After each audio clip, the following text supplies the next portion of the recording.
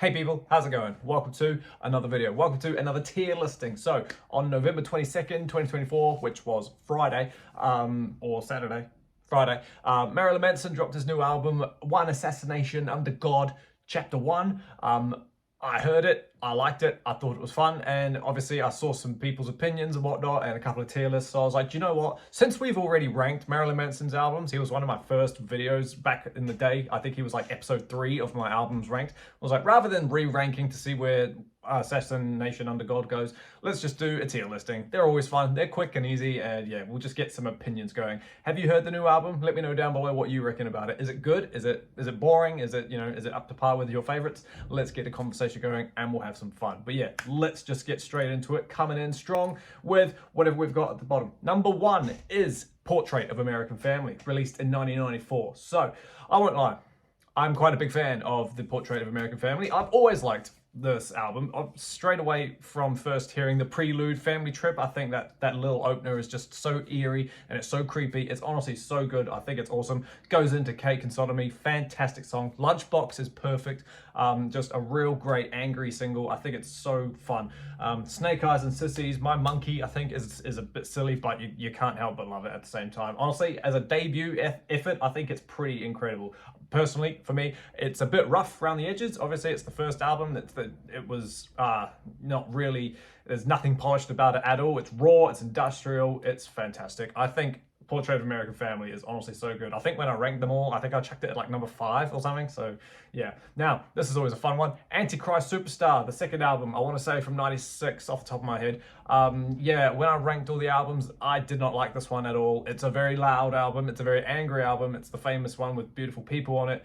And it's an aggressive, loud, raw, industrial album. It's not my favorite. While it's incredible in terms of putting him into the spotlight and whatnot, and it made everybody go, holy God, what is this? For me, it's only good. It's just not my favorite. Do you know what I mean? Like, I get why people think it's perfection because it is the epitome of Manson, especially at this era. Do you know what I mean? But yeah, for me, it's just good. It's not my favorite. I haven't listened to it in its full for a while, so maybe I'm due to do it again, but still, right now, at this place in time, it's good.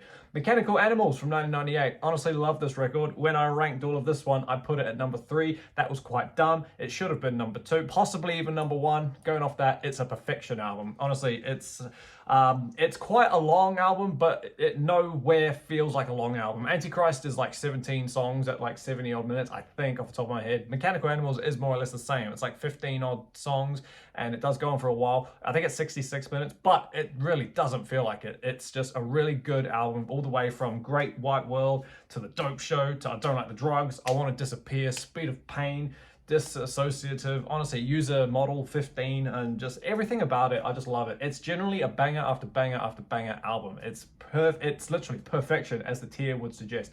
Next up, we have Hollywood from, I don't know when did this come out? I'm going to say 2000. I don't know. I should have looked it up.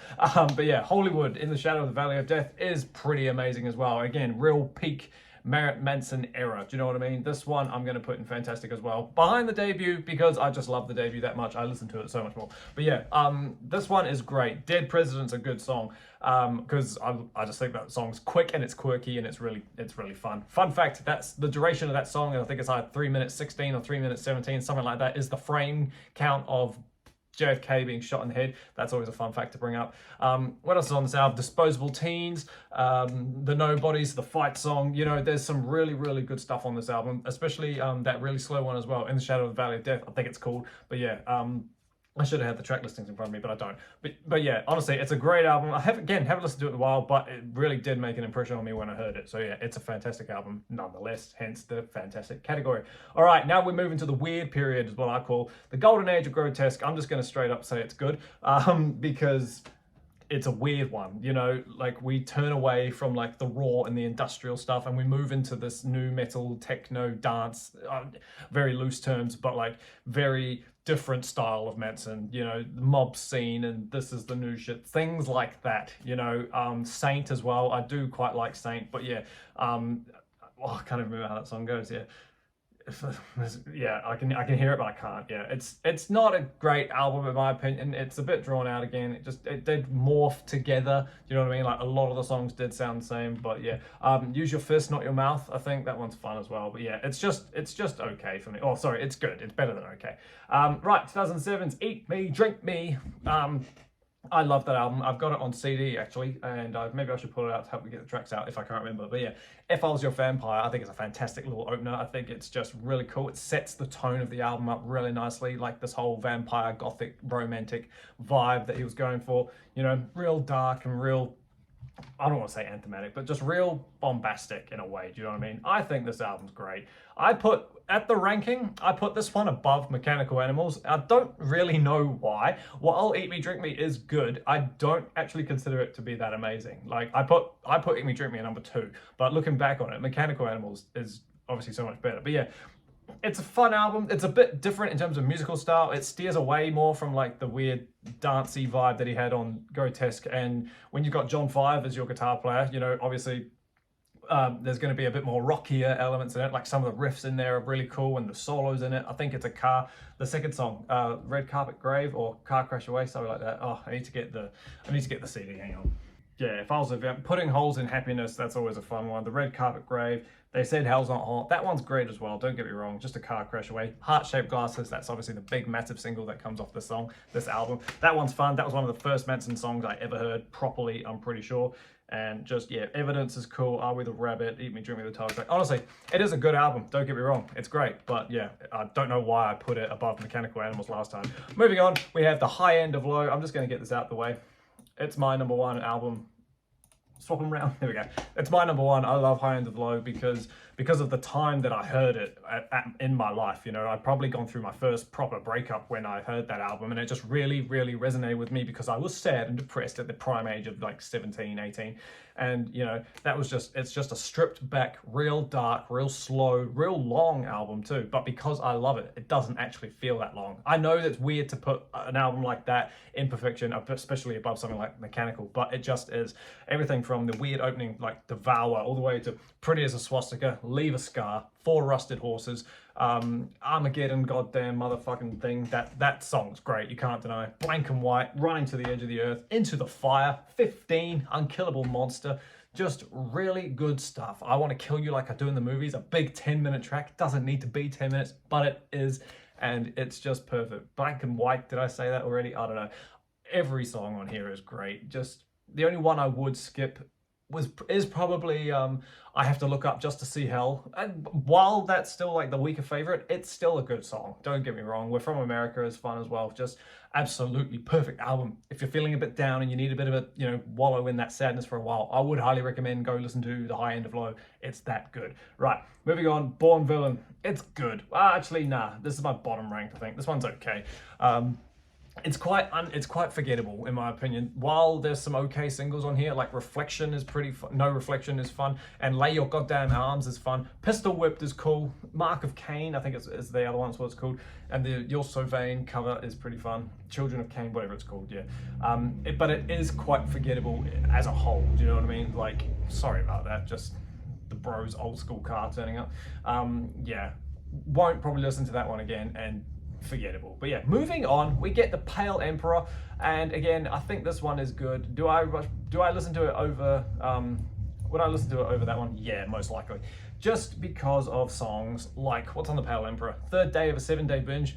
Simple as that is, it's fun. We really morph after Born Villain. We really move into this like synth pop dark wave of Manson's music. It's all kind of mid-tempo. There's nothing too aggressive apart from the odd song, but like it's all very like mid-tempo-y vibe. So songs like 7 Days and the Mephistopheles and Deep Six, you know, is that off that album? I'm pretty sure. I can't remember, but yeah, I'm pretty sure Deep Six is off this one as well. But yeah, you know, slower, like mellower songs. But yeah, Pale Emperor was cool. It was a bit of a comeback album, you could say.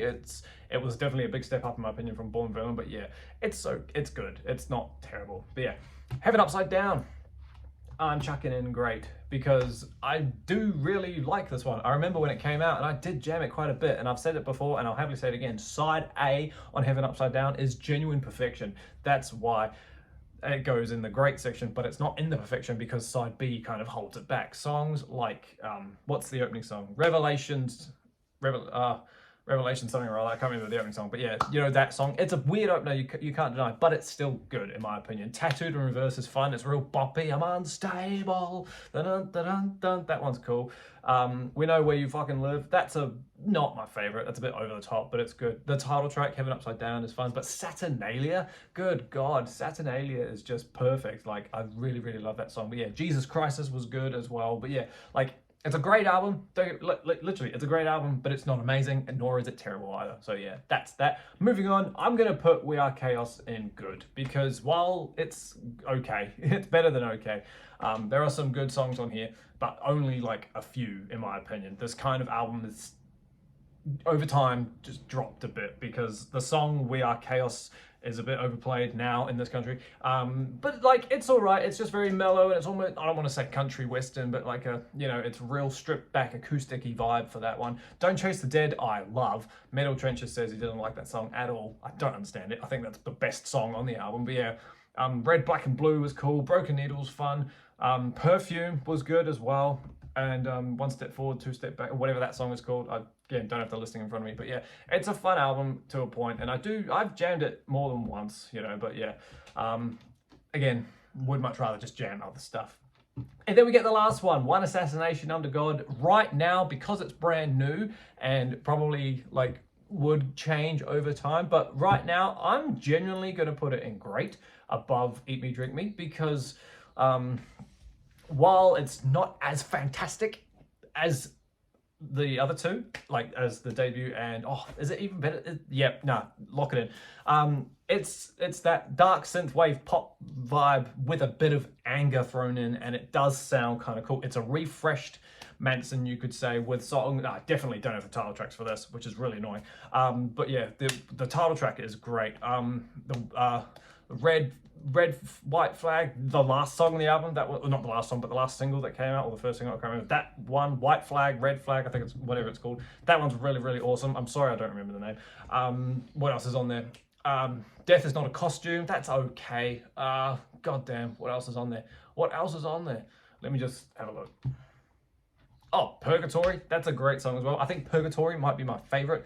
But yeah, other than that, like, it's all quite similar in terms of how they all sound. It's quite, like, it's a basic album, you could say, but it's still pretty good. But yeah, As Sick as the Secrets Within was the first single. That one was cool, and the last one, the one about the masses, the calm acoustic one, that one's cool too. Like, it is a great album. Like, I'm excited. If this is chapter 1, are there going to be like more for chapter 2? So yeah, it's going to be fun. Anyway, it's a cool album. I will listen to it again. I'd probably buy it on CD, you know, because I've stopped buying vinyls for the time being. So if I see it on CD, I'll happily pick that up. But yeah, that's my little cute tier list. Quick one to just chuck together.